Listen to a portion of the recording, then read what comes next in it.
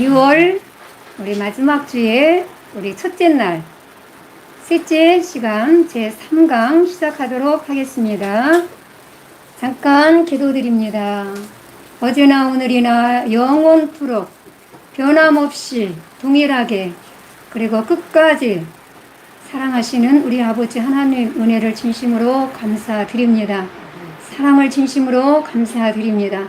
하나님 아버지의 그 조건 없는 사랑이 있기에 오늘까지 우리가 이렇게 존재해 있을 수 있고 하나님의 사랑에 붙잡힌 바 되어짐에 진심으로 감사를 드립니다.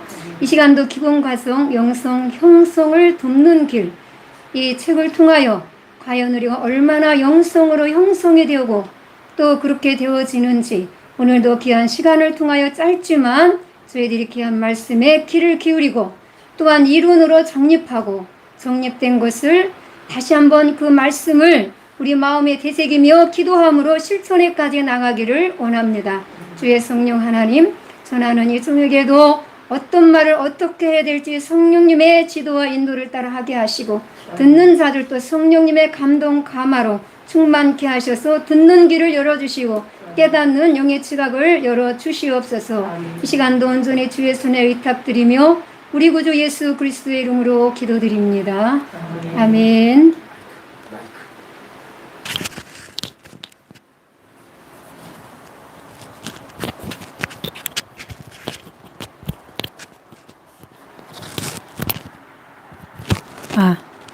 되나요?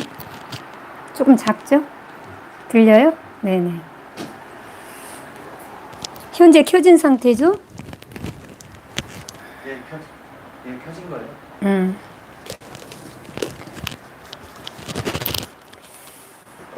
자, 저는요, 2015년에 영성에 입문했습니다. 근데 여기 계신 분들은 저보다 대선배님들이 많이 계신 것 같아요. 조금 쉬었다가 오신 것 뿐이지. 그러니까 저는 2015년도에 영성을 시작을 해서 이제 7년차 이제 들어가고 있고요. 제가 처음에 첫 상담에 광야 80 됐고요. 은사는 60% 됐습니다. 그리고 이제 저의 사명은 목회고, 소명은 가르치고 양육하는 거, 그 다음에 이제는, 달란트, 그렇게 쭉 이렇게 나왔습니다. 그런데 이제 오늘 기본 과정을 이제 여러분들과 함께 은혜를 나누고자 하는 제목은 영성 형성을 돕는 길. 그래서 4기둥 4단계. 저는 솔직히 말해서 기본 과정을 중간에 들어갔어요.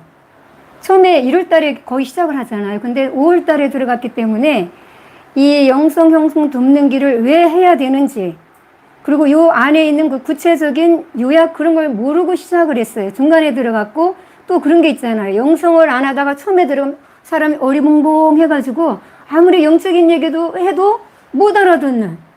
물론 저도 이제 많은 훈련을 받고 들어가긴 했지만 사실 굉장히 어려웠어요. 근데 마지막 영성 기본 과정 끝날 때쯤 돼서 아하, 왜 이것을 해야 되는지를 알았어요. 이게 지금 영성 형성 돕는 길이 뭐라고요? 4기둥 4단계. 목사님 뭐죠? 4기둥 4단계라는 것은 하나님과의 나의 관계에서 구원 사역, 그 다음에 은사 사역, 물질 관계, 대인 관계. 이 4가지의 4기둥 4단계를 통해서 무엇이 세워져요? 응? 영성이 세워지는데 더 구체적으로 심령의 성전이 세워지는 거예요. 우리가 눈에 보이는 이 교회는 건물이에요, 사실은. 실제 교회는 어디에 있어요? 우리 안에 있단 말이에요. 예수님을 영접할 때 누가? 우리 안에 하나님의 나라가 임하잖아요. 그리고 이제 어느 단계 가면 성부, 성자, 성령님이 내주하시는 거예요. 그래서 여기 4기둥 4단계를 통해서 우리의 심령의 성전이 세워져 가는 거예요. 어떻게? 말씀을 재료로, 은사는 도구로. 앞에 이제는 여러분 은사에 대해서 배우셨죠? 은사는 생명은 안 되지만 나를 볼 수 있는 도구예요. 그래서 그 나를 봐서 보여진 나의 모습을 가지고 누구에게 나가요? 말씀 앞에 나아가서 그 말씀 앞에 나를 내려놓고 순종하는 거. 그 순종하면서 계속해서 대인관계, 물질관계, 그 다음에 은사사역, 구원사역 이렇게 4개 중 4단계가 처음에 여기 지금 오늘은 실용단계잖아요. 그 다음에 처음에는 뭐 했어요? 이제 기본적인 거 실용단계, 진리단계, 생명단계까지 가면서 이제 이것이 생명단계 갈 때 우리의 심령의 성전이 세워지는 거예요. 그렇죠, 목사님? 목사님 기본과정 하셨나요, 선생님? 이제 처음 하시는 거죠? 그래서 난 목사님 기본과정 하시고 오신 줄 알고 제가 여쭤봤습니다. 제가 질문을 너무 많이 해서 죄송합니다. 왜냐면 그래도 여자보다는 남자분은 조금 담대하시니까 질문을 해도 괜찮겠죠? 네. 자, 이게 4개 중 4단계를 통해서 뭐가 심령의 성전이 세워지는 겁니다. 자, 이제까지 우리 청년들 이게 눈에 보이는 이 교회가 진짜 교회로 알으셨나요? 아니죠? 우리 청년은 이성자 목사님, 영성하신 목사님 밑에서 많은 말씀 교육 받았기 때문에 잘 알고 계시네요. 자, 그래서 저는 그때 마지막 단계에서 이게 이렇게 중요한 거구나 그거를 알았다는 것을 이제 여러분과 함께 나누는 거예요. 그래서 서론에 이것이 그렇게 중요하다는 거예요. 왜냐하면 이 심령의 성전이 무너지면 어떻게 돼요? 하나님의 관계도 끊어지게 되는 거죠. 저는 그걸 체험했어요.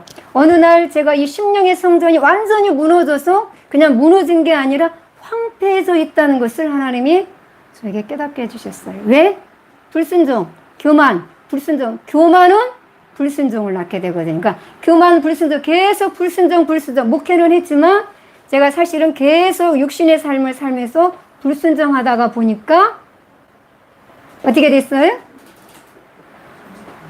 이 심령의 성전이 완전히 황폐해져 있다는 것을 깨닫게 됐습니다. 그러니까 하나님과의 교제는 전혀 불통이죠. 그것을 깨닫고 그때서부터 그런 기도를 하게 된 거예요. 하나님, 이 무너진 채 이 심령의 성전, 이 심령의 교회를 다시 세워주세요. 그렇게 기도하는 과정에서 제가 영성을 접하게 된 거죠. 자, 페이지는 153페이지. 큰 2번 실용 단계예요. 다 같이 소리내서 한번 같이 읽어보겠습니다. 시작. 실용 단계는 헌금을 함으로 말미암아 하나님으로부터 물질적인 복을 받는 것을 경험하게 되면서 헌금은 단순한 기부 행위가 아니라 구체적으로 하나님으로부터 복을 받는 방편이요 비결로 이해를 하게 되고 그래서 그 복을 받는 것이 목적이 되어 열심을 내어 헌금을 하고 구제에도 관심을 갖고 어떻게 하면 많이 할 수 있을까 방법을 도모하는 단계이다. 즉 우리가 하나님을 의식하고 헌금을 하거나 이웃을 구제한 행위에 대하여 실제적으로 하나님의 역사하심을 경험하는 단계이다. 자, 이거 많이 경험해 보셨죠? 경험해 보셨나, 우리 형제도? 예. 그러니까 이거는 어떤 대가를 바라고 하는 헌금하는 행위라고 말할 수 있어요. 그냥 조건 없이 하나님이 나를 구원해 주신 하나님의 그 사랑에 감격해서 그냥 무조건 조건 없이 드리는 헌금이 아니라 내가 이렇게 헌금을 하면 하나님이 나에게 복을 주시겠지? 이렇게 헌금을 하면 하나님이 나에게 건강을 주시겠지? 이렇게 헌금을 내가 많이 하면 자녀들이 복 받겠지? 내 사업이 정말 잘 되겠지? 우리 교회가 잘 되겠지? 이런 조건부적인 헌금하는 행위를 오늘 실용 단계라고 해요. 아셨죠? 네. 그래서 또 그렇게 또 체험을 하는 거예요.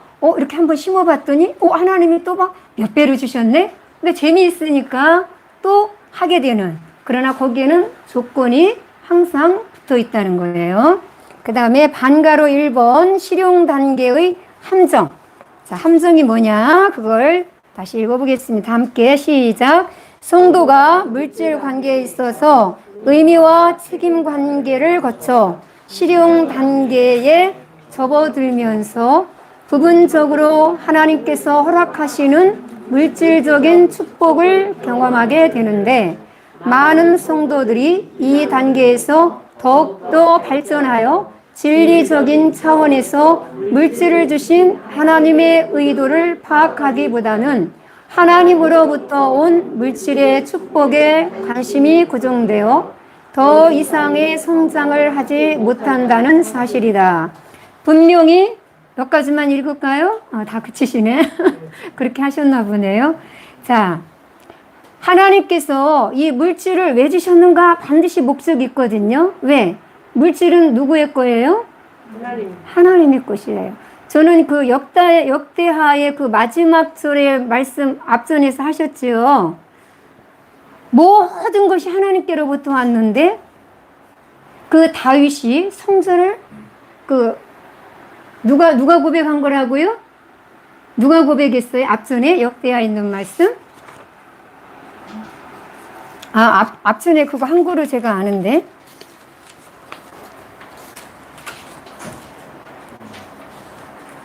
여기 새로운 책에는 안 나와 있나 보네요.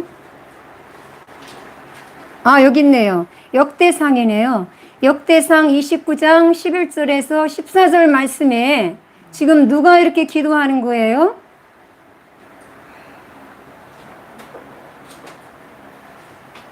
자, 그럼 다 같이 역대상을 한번 찾아보겠습니다. 역대상 29장. 제가 궁금한 건 또 못 넘어가죠. 역대상 29장. 자, 마지막 절에 성전 건축에 쓸 예물을 누가 준비했어요? 다윗이 준비하고 아들 누가 지었어요? 근데 왜 다윗은 이렇게 성전 지을 재료를 다 준비해 놓고 왜 묻혔을까요? 그렇죠. 하나님이 허락하시지 않았다는 거예요. 그러나 무엇은 받았어요? 마음은 받으셨죠. 마음은 받으셨고 실제로 성전은 아들 솔로몬이 짓게 하신 거예요. 그래서 지금 이 역대상 29장 오늘 여기 11절에서 그 마지막 절에 있는 이 말씀에서 11절 14절에 있는 이 말씀은 누가 고백하는 거예요? 다윗. 왜 자꾸 우리 형제님을 내가 보게 되지? 아주 쏙쏙 잘 빨아먹어서 그런가? 굉장히 흡수력이 강하시네. 이 다윗이 하나님께 고백하는 거예요. 근데 이 예물을 다 드렸으니까 하나님 내가 이렇게 막 많이 바쳤어요. 백성들에게 이렇게 권면해서 많이 바쳤어요. 막 이렇게 해야 되잖아요. 바리새인처럼 서기관처럼. 그런데 그런 기도를 하지 않았다는 거예요. 이 모든 것이 다 모든 청산에서 이런 모든 것이 다 주께서 주셨다는 거죠. 주님께서 나에게 주신 것을 내 손에 주신 것을 그대로 제가 드립니다. 이렇게 고백을 한 거예요. 그죠? 거기에 그렇게 기록되어 있죠? 응? 마지막 그 6대상 29장 하반절에 보니까 모든 것이 주께로 말미암았사오니 우리가 주의 손에서 받은 것으로 그냥 그대로 받은 것을 주께 드렸을 뿐이라고 이렇게 겸손하게 고백을 해요. 저는 이 말씀을 읽다가 정말 더 이상 진도를 못 나갔어요. 이 말씀을 묵상하면서 너무 은혜가 되는 거예요. 우리가 되게 헌금을 많이 하면 많이 알아주기를 바라잖아요. 특히 담임 목사님으로부터. 그죠? 그리고 또 이웃 성도들한테도 우리 청년들은 뭐 그런지는 않죠. 그죠? 이제 아직 젊으니까 헌금을 많이 못하니까. 그런데 정말 하나님께로부터 받은 것을 하나님의 그 손에서부터 받은 것을 그대로 드렸다고 고백을 하는 이 다윗의 겸손한 기도를 제가 여기까지 오면서 정말 많은 은혜를 받았어요. 저는 초등학교 2학년 때, 주일학교 2학년 때 그때서부터 헌금을 하기 시작을 했어요. 그런데 헌금을 하게 된 동기는 다른 친구들은 다 헌금을 하는데 저만 못하니까 너무 마음이 속상한 거예요. 그래서 제가 기도를 했어요. 그때 하나님 저에게도 돈을 주시는데 100원 이상 주시면 제가 하나님께 헌금하겠습니다. 근데 100원이면 눈깔 사탕 하나의 1원이니까 10개를 살 수 있는 돈이 그때 굉장히 큰 돈이에요. 눈깔 사탕 이렇게 조그만 게 아니고 막 이따만한 거예요. 그러니까 그때가 70년대니까 100원이면 엄청 큰 돈이었습니다. 근데 정말 그 다음 주부터 계속 아버지가 주시고 뭐 누가 주고 해가지고 제가 요만한 통을 하나 준비해가지고 계속 거기다가 모아놨어요. 그리고 제가 헌금을 시작을 한 거예요. 그때서부터. 그래서 그것이 계속 자라면서 하나님께 헌금하는 거를 굉장히 많이 했어요. 그런데 하나님께는 제가 많이 심었어요. 근데 고등학교 이제 2학년 때 제가 성년 체험을 했는데 어느 날 사도행전을 읽다가 깜짝 놀랐어요. 어떤 부분에 놀랐냐면 우리는 되게 받는 걸 복이라고 생각하잖아요. 그죠? 그런데 받는 것보다 주는 게 복이 있다는 그 말씀에 제가 깜짝 놀랐어요. 그때 처음으로 보는 성경이었으니까요.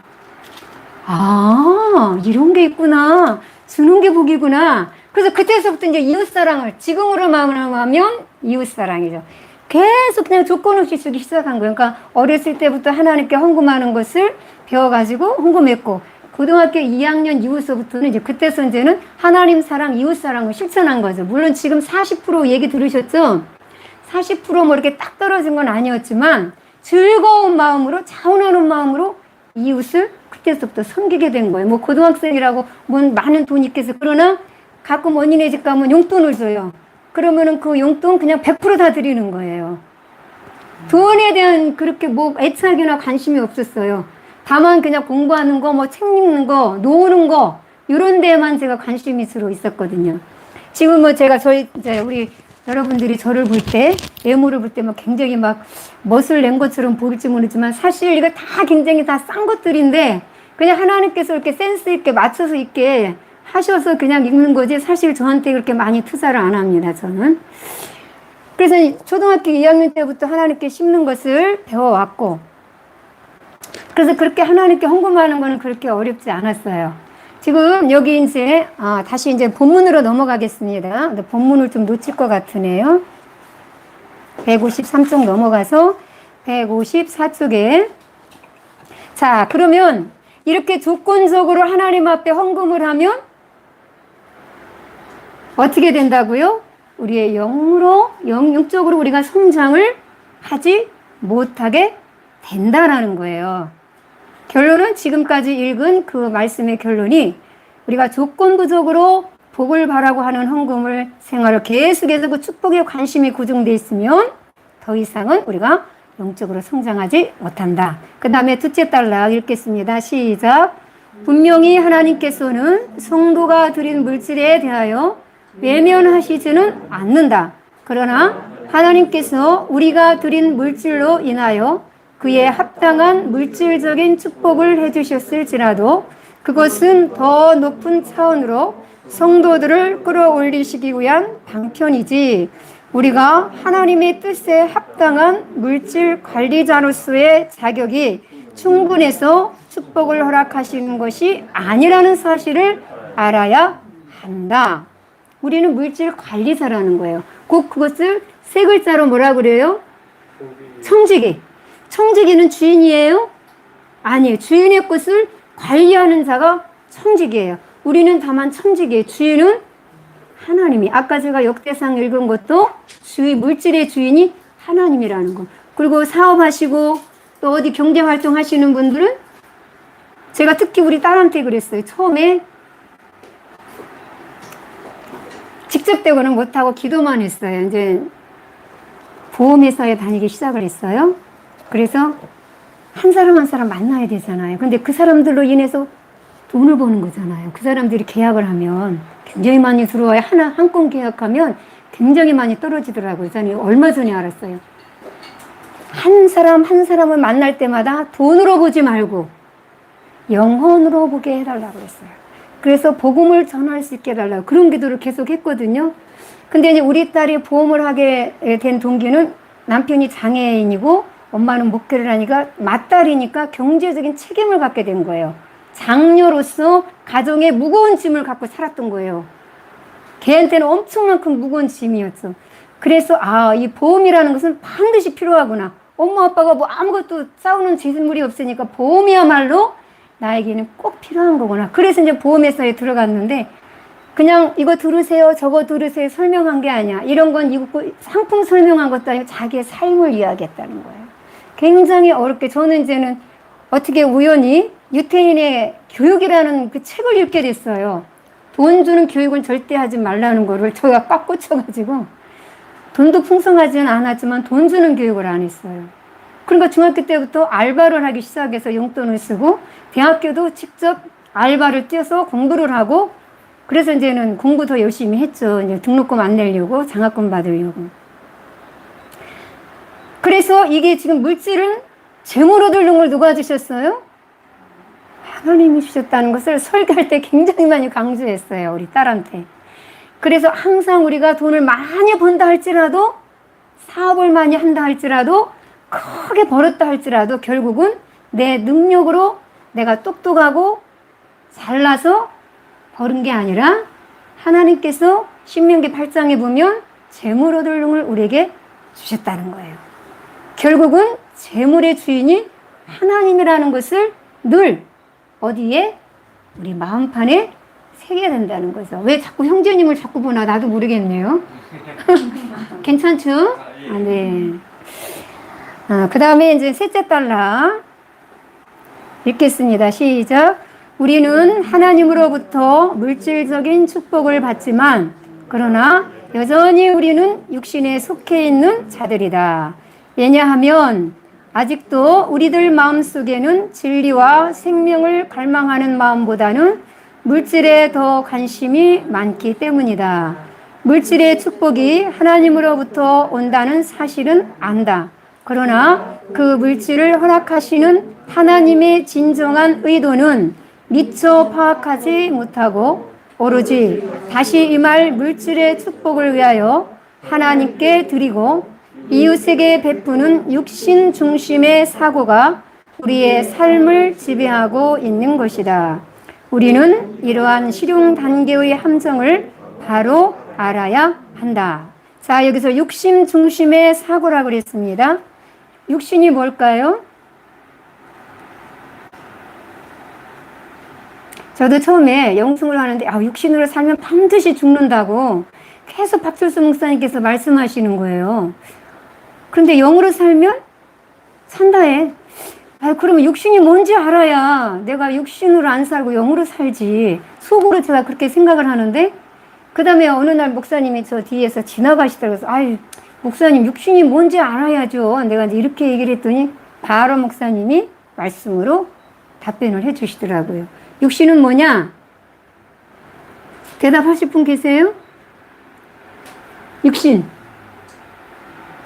괜찮아요. 틀려도 괜찮으니까. 에베소서 2장에 보면 한번 찾아보겠습니다. 제가 찾아서 읽을게요. 여러분도 찾을 수 있으면 찾아보세요. 에베소서 2장. 굉장히 중요한 말씀입니다. 육신을 알아야 영중심으로, 여기 지금 육신중심이라고 그랬기 때문에 육신중심은 뭐고 영중심은 뭐냐? 개념을 알아야 됩니다. 에베소서 2장 3절이에요. 에베소서 2장 3절 읽겠습니다. 전에는 우리도 다 그 가운데서 우리 육체의 욕심을 따라 지내며 육체와 마음에 원하는 것을 하여 다른 이들과 같이 본질상 진노의 자녀이었더니. 근데 중요한 것은 또 그 앞전의 말씀이 중요해요. 이것을 설명하는 내용이 뭐냐면 에베소 2장 2절에 보니까 그때 너희는 그 가운데서 행하여 이 세상 풍조를 따르고 공중의 권세 잡은 자를 따랐으니 곧 지금 불순종의 아들들 가운데서 역사하는 영이라. 한마디로 불순종하는 자의 영 속에 누가 역사한다고요? 이 세상의 풍조를 따르게 하고 공중권세 잡은 악한 영이 역사한다는 거예요. 저는 이 말씀을 읽고 저의 모습을 발견했습니다. 왜? 계속 불순종했었기 때문에. 그래서 내 모습을 보게 됐어요. 아하, 지금 내가 불순종하고 있는데 지금 내 안에는 악한 영이 있구나. 더 구체적으로 하면 귀신이 있구나. 그래서 대적하고 하나님께 성령님께 도와달라는 기도를 같이 해서 대적하며 그리고 회개하며 그런 기도를 하다가 여기 이제 영성을 제가 접하게 된 거거든요. 그래서 지금 3절에 보니까 욕심을 따라, 육체의 욕심을 따라 마음과 육체가 원하는 대로 사는 게 육신이래요. 이것이 바로 육신의 삶이라는 거예요. 이 세상을 누가 장악하고 있어요?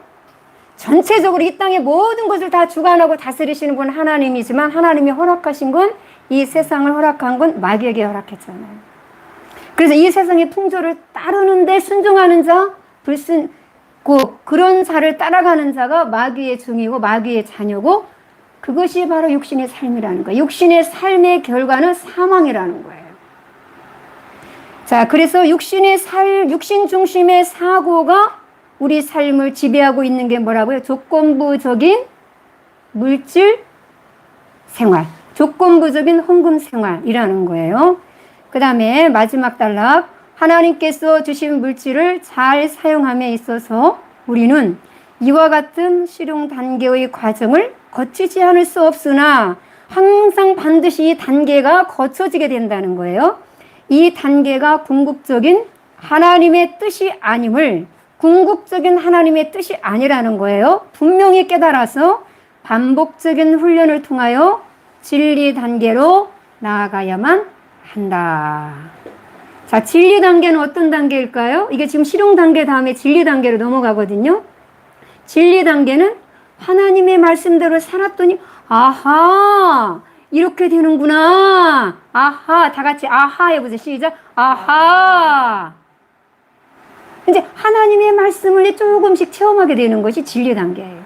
그러나 아직까지는 생명으로 가지는 않아요. 자, 그 다음에 옆으로 넘어가서 155쪽이에요.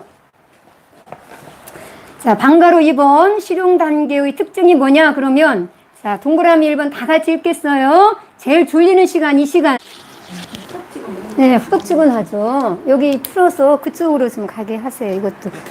저 뒤쪽에, 목사님 더우시죠? 거기 있어요, 이거 콘센트?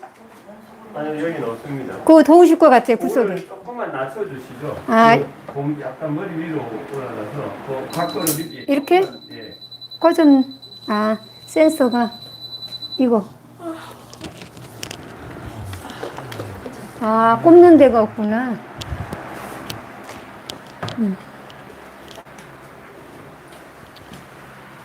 됐어요, 이제?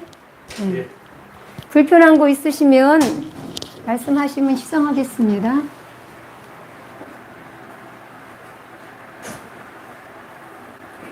원래 저에게 배당된 데가 155페이지예요. 근데 이제 시작도 못했네요. 천천히 나가도 괜찮죠?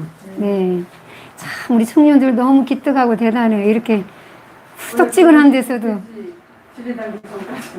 네, 지금 155페이지예요. 155페이지. 153페이지부터 저한테 네, 페이지를 이승자 목사님 저에게 넘겨주셨어요. 아직 안 됐죠? 됐어요? 이렇게 해주셔야지. 해도 되죠? 네. 자, 그러면 동그라미 2번 읽겠습니다. 이제 가치관에 대해서 우리가 골로새서 2장을 보면 하나님의 형상을 따라 지식에까지 새롭게 함을 입어야 된다는 말씀입니다. 저는 또 그 말씀이 확 내 마음에 꽂혔어요. 그래서 그 말씀 붙들고 제가 굉장히 오래 기도했어요. 박철수 목사님께서 어느 날 우리의 우리의 인식, 의식, 가치관이 바뀌어야 되는데 그것이 바로 하나님의 형상을 따라 우리가 지식에까지 우리가 바뀌어져야 된다는 말씀을 하셨어요. 그래서 우리가 가치관은 어느 날 하루아침에 싹 바뀌어지는 게 아니더라고요. 첫째는 인식, 그렇구나.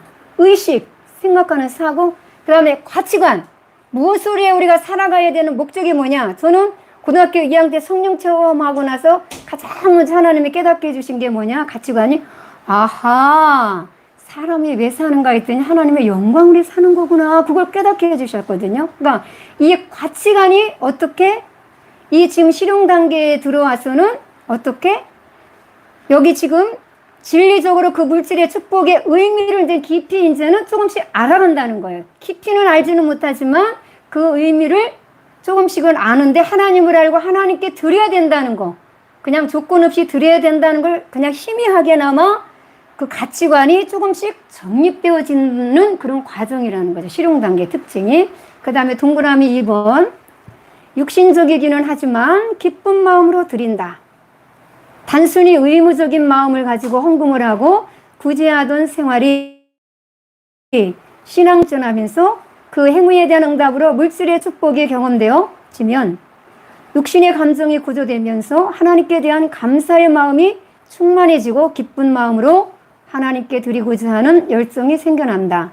그러나 그러한 성도의 마음속에는 진리적으로 하나님을 기뻐하고 찬양하는 마음보다는 물질을 허락하신 사실 때문에 하나님을 사랑하는 마음이 대부분을 차지하고 있다. 이제 조금씩 계속해서 이것이 발전해 나가면, 계속해서 반복적으로 나가면 이제 기쁜 마음으로, 육신적이기는 하지만 그래도 기쁜 마음으로는 드린다는 거죠. 그러면 아직까지도 하나님을 정말 조건 없이 사랑하는 마음은 아직은 아니라는 거죠.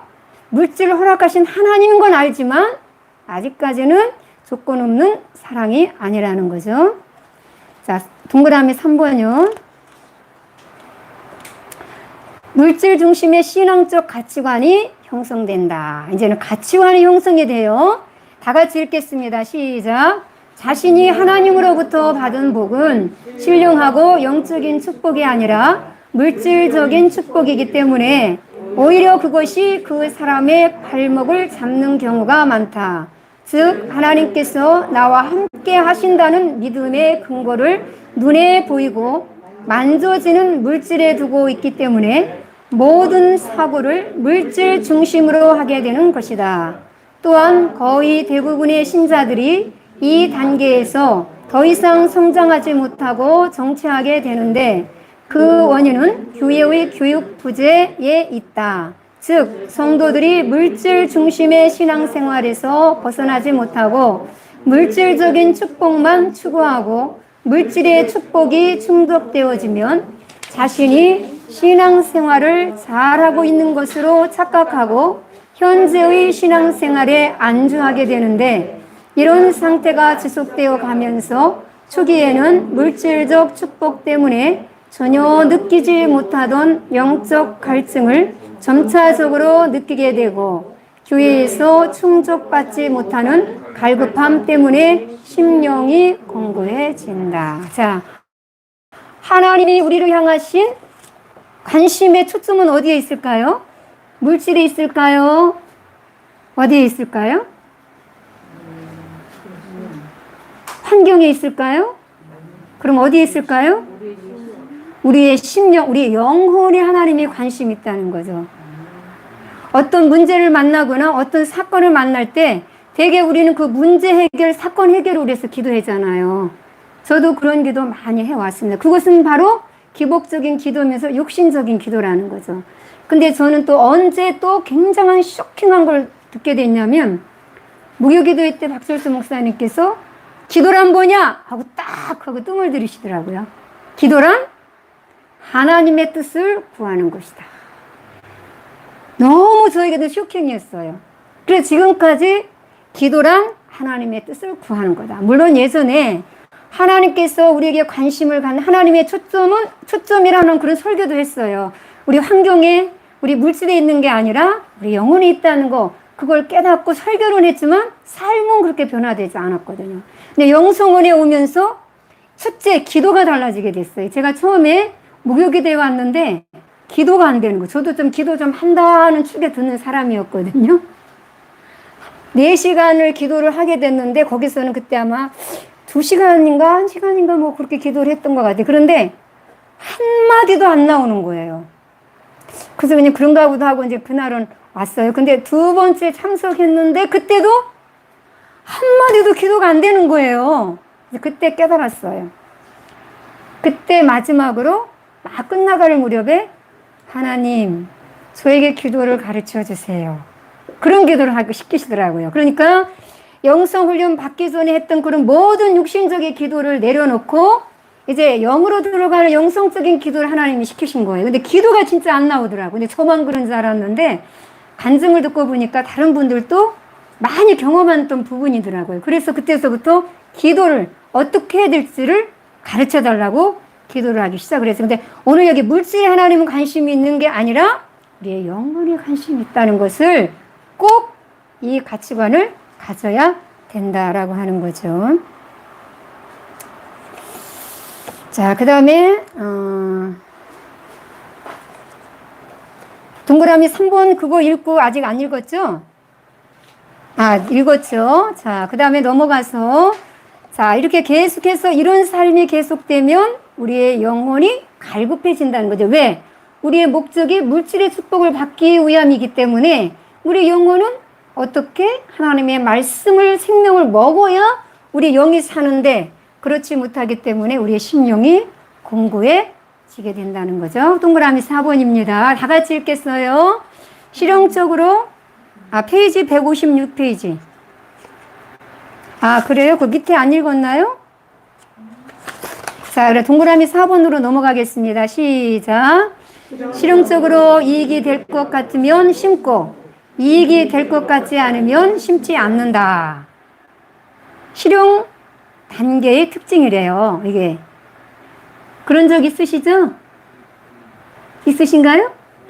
예, 아마 한두 번쯤은 그런 경험이 다 있으실 거예요. 자, 읽어보겠습니다. 시작. 하나님께서 실용 단계에 있는 성도들에게 물질의 축복을 허락하시는 이유는 하나님과 이웃에게 심고 거두는 훈련을 통하여 물질관이 진리 단계로 성장시키기 위해서이다. 따라서 하나님께서는 그 자체가 생명적인 것은 아니지만 심고 거두는 맛을 보게 함으로써 진리적인 차원으로 이끄시는 것이다. 그러나 단 한 가지 문제가 되는 것은 이러한 상황에서 성도들은 거두는 맛을 볼 때에만 다시 심으려고 한다는 사실이다. 그래서 영성적 물질 관계에 있어서 진리적이고 생명적인 단계에 들어가면 나의 육신적 이익과는 상관없이 하나님께 드리고 이웃에게 베풀고자 하는 마음이 생기고 날로 풍성해지는 것에 비하면 아직도 갈 길이 멀다. 자, 물질을 심을 때 우리는 어떻게 해야 돼요? 나 저 사람 보니까 이거 도와주고 싶어. 이런 감정이 생겨서 그냥 심어야 돼요? 아니면 하나님께 묻고 심어야 될까요? 자, 하나님께 묻고 심어야 돼서 그것이 계속 반복되면 이제는 실용 단계에서 이제 진리 단계로 넘어가게 되는 거죠. 자, 방가로 3번 실용 단계 훈련입니다. 동그라미 1번 다 같이 읽겠어요. 심고 거두는 훈련을 반복적으로 쌓아야 한다. 육신 중심에 머물러 있기 때문에 진리적으로 심고 거두지는 못하지만 그럼에도 불구하고 성령님께 어떻게 행할 것을 묻고 심고 거두는 훈련을 쌓아야만 한다. 그렇죠. 항상 어떻게. 자, 성령님의 지도와 인도라고 하는 것은 묻고 성령님께서 또 가르쳐 주시면 방법을 또 물어봐야 돼요. 그걸 지도 인도라고 그래요. 구체적으로 어떻게, 어떤 방법으로 누구에게 심어야 될까요? 라고 구체적으로 묻는 게 성령님의 지도와 인도를 따라서 심어야 된다는 거죠. 자, 이제 우리 따옴표 말씀이죠. 갈라디아서 6장 7절에서 10절 말씀 우리 크게 읽겠어요. 시작. 스스로 속이지 말라. 하나님은 만물이 여김을 받지 아니하시나니 사람이 무엇으로 심든지 그대로 거두리라. 자기의 육체를 위하여 심는 자는 육체로부터 썩어진 것을 거두고 성령을 위하여 심는 자는 성령으로부터 영생을 거두리라. 우리가 선을 행하되 낙심하지 말지니 피곤하지 아니하면 때가 이름에 거두리라. 그러므로 우리는 귀에 있는 대로 모든 이에게 착한 일을 하되 더욱 믿음의 가정들에게 할지니라. 아멘. 우리나라 속담도 있죠. 팥 심은데 팥 나고 콩 심은데 콩 난다. 근데 그거보다 이제 더 정확한 게 하나님이 믿음으로 하나님의 뜻을 구하고 성령님의 지도와 인도를 따라 우리가 성령 우리의 심을 때 반드시 우리는 무엇을 거둬요? 우리 청년 무엇을 거둬요? 영생을 거둔대요. 하나님의 말씀에 순종하면 의의 종이 돼요. 그럼 의의 종이 되면 하나님이 거룩함의 열매를 맺게 해주세요. 그럼 그 거룩함의 열매를 맺게 되면 어디로? 영생의 길로 달려간다. 로마서 6장 마지막 하반절의 결론이 그거예요. 영생이란 하나님의 말씀을 순종하면서 하나님의 나라를 계속 현세 천국을 누리면서 가는 것이 이제 우리 영생이잖아요. 여기서 영생을 누리는 거잖아요.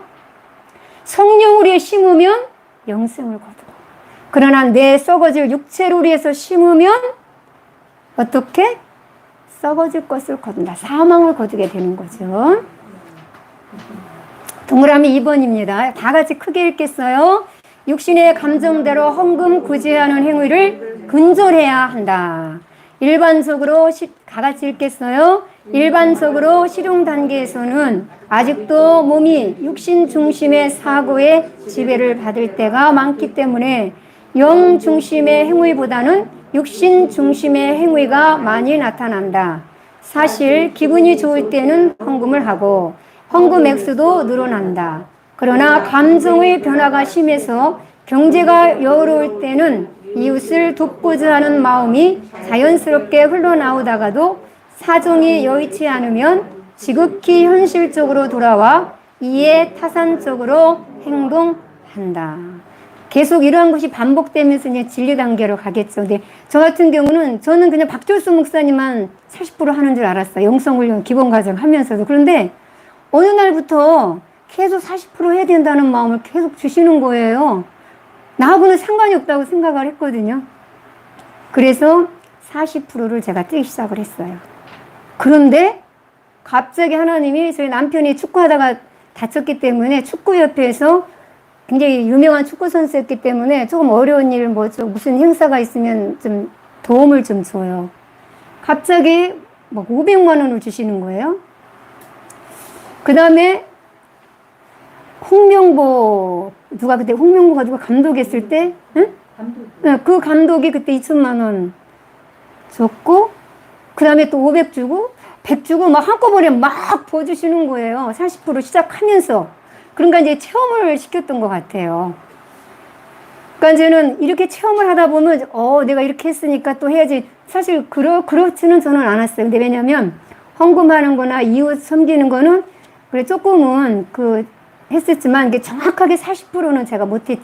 이렇게 계산적으로 이렇게 해가지고는. 근데 지금은 이제 40%를 떼고 있어요. 근데 어떤 때에 따라서는 솔직히 고백하면 조금 형편이, 이거 안 하면 이게 해결이 되는데 40% 떼면 이게 좀 어려울 것 같아 할 때는 약간 계산할 때도 있어요. 그런데 막 고민하고 어떤 데 갈등하다가 결론이 딱 내려져요. 네가 할 일은 말씀의 법대로 사는 거야. 그 나머지는 나는 몰라. 그 나머지는 하나님이 하실 거야. 물론 거기까지는 안 가서 어쨌든 내가 할 일을 딱 가르쳐 주시는 거예요. 내가 할 일은 하나님의 법대로 내가 사는 거야 라는 것을 딱 거기다 못 박아 주셔요. 안 그랬으면 갈등을 많이 하겠죠. 계속해서. 자, 이제 동그라미 2번 읽었죠. 그 다음에 밑에 아나니아와 삽비라 얘기 나오죠. 크게 읽겠어요. 시작. 아나니아라 하는 사람이 그 안에 삽비라로 더불어 소유를 팔아 그 값에서 얼마를 감추매 그 아내도 알더라. 얼마를 가져다가 사도들의 발 앞에 두니 베드로가 가로되 아나니아야 어찌하여 사단이 내 마음에 가득하여 내가 성령을 속이고 땅값 얼마를 감추었느냐. 땅이 그대로 있을 때에는 내 땅이 아니며 판 후에도 내 임으로 할 수 없더냐. 어찌하여 이 일을 내 마음에 두었느냐. 사람에게 거짓말한 것이 아니요 하나님께로다. 아나니아가 이 말을 듣고 엎드러져 혼이 떠나니 이 일을 듣는 사람이 다 크게 두려워하더라. 젊은 사람들이 일어나 시순을 싸서 메고 나가 장사하니라. 3시간쯤 지나 그 아내가 그 생긴 일을 알지 못하고 들어오니 베드로가 가로되 그 땅 판 값이 이것뿐이냐. 내게 말하라 하니 가로되 예 이뿐이로라. 베드로가 가로되 너희가 어찌 함께 꾀하여 주의 영을 시험하려 하느냐. 보라 내 남편을 장사하고 오는 사람들이 발이 문 앞에 이르렀으니 또 너를 메어 내가리라 한데 곧 베드로의 발 앞에 엎드러져 혼이 떠나는지라. 젊은 사람들이 들어와 죽은 것을 보고 메어다가 그 남편 곁에 장사하니 온 교회와 이 일을 듣는 사람들이 다 크게 두려워하니라. 자, 여기서 아나니아와 삽비라의 왜 죽음을 맞이하게 됐을까요? 자, 첫째는 땅값을 팔고 있는 사람들의 그 모습을 보고 그냥 따라한 거예요. 감정으로 즉시 흥분이 돼서 따라한 거예요. 만약에 하나님께 묻고 하나님의 지도를 따라서 했다면 이런 일이 없었겠죠. 그 다음에 두 번째는 그러다 보니 제정신이 들고 보니 제정신이 아닐 때 이걸 결정을 한 거예요. 그런데 제정신이 들고 보니 어때요? 아까운 생각이 들더라. 그래서 결국은 거짓말을 하게 되고 그때 그 당시 이러한 사건이 없었다면 아마 여기 이 당시에 믿던 많은 사람들이 물질관의 그 가치관이 아마 이렇게 딱 정립이 되어 있지 않았을 거예요. 근데 이런 사건을 통해서 아하, 하나님의 물질을 속이면 안 되는구나. 그리고 물질은 내게 아니라 하나님의 것이구나 라고 하는 것을 많은 사람들에게 교훈을 주고 가치관을 정립할 수 있는 계기가 되었다는 거죠. 자, 동그라미 4번입니다. 실용적으로 이익이 될 것 같으면 심고 이익이 될 것 같지 않으면 심지 않는다. 다 함께 크게 읽겠습니다. 시작. 하나님께서 실용 단계로 페이지가 156페이지입니다. 이게 아니네요. 넘어가야죠. 158페이지 이제 마지막 제가 마음이 급해져 가지고 자 158페이지 그 다음에 그 둘째 단락 읽겠습니다. 시작. 우리는 이와 같은 생각과 행위들에 대하여 경계심을 갖고 감정적으로 행동하기보다는 은사를 활용하여 구체적으로 성령님께 묻고 지시하시는 대로 행하는 훈련을 쌓아야 한다. 이것이 바로 영중심이라는 거죠. 자, 그 다음에 관가로 4번 세성재물과 신령한 재물 다 같이 읽겠습니다. 가만있어 봐. 여기까지 해야 되는 건가? 네, 여기까지 해야 될 것 같아요. 네. 자, 다 함께 우리 기도하고 마치겠습니다. 자, 우리 대표로 우리 김 목사님께서 기도해 주시겠습니다. 네. 기도하라고? 네. 할렐루야. 사랑과 내가 충만하신 아버지 하나님 은혜를 감사를 드립니다. 이렇게 하나님 저희들을 사랑해 주셔서 영성으로 이렇게 다시금 가져지는 시간을 갖게 해주신 아버지 하나님 참으로 감사합니다. 무엇보다도 하나님 원동을 드러낼 수 있도록 각 사람 한 사람 한 사람 다 지켜주시되 특별히 이렇게 세워주신 강사님을 통하여서 하는 것을 배우고 또 본받을 수 있도록 하나님께서 인도해 주셔서 참으로 감사합니다. 남은 시간까지도 주님이 함께해 주심이 있어서 감사하며 예수 그리스도 이름으로 기도합니다. 아멘. 하나님께 영광입니다. 아유, 더운데 고생 많았어요. 수고 많으셨습니다. 앉아있는 게 더 힘들어요. 저도 앉아봤지만. 자, 오늘 제 몫은 다 했습니다. 아유.